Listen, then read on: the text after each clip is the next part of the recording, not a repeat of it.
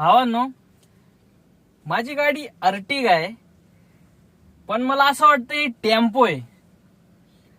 कारण की याच्यामध्ये माणसं कमी आणि लोडच जास्त येतोय. बघा, आमचे पॅसेंजर किती जण आहेत? फक्त एक जण एक. आणि हे टेम्पो मध्ये सामान भरलेलं आहे, सामान.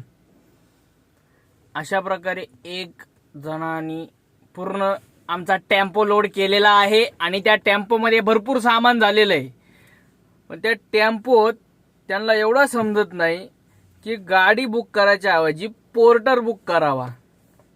पण आता काय, धंदा कमी हो म्हणून झक मारावं लागते. तर मन नसतंय आपल्या 12-14 लाखाच्या गाडी ती अशी फालतूगिरी करून ठेवून कोणी पण घेऊन जाईल. मन तोडून न्यावं लागतंय आणि मन मारून आणावं लागतंय अशा कस्टमरला. नाहीतर बस पण नसतं दिलं ना काहीच. काय टेम्पो करायच्या ऐवजी अर्टिगा गाडी करतात. टेम्पो आहे का हा? कार आहे कार, टेम्पो नाही. चुत्या लोक.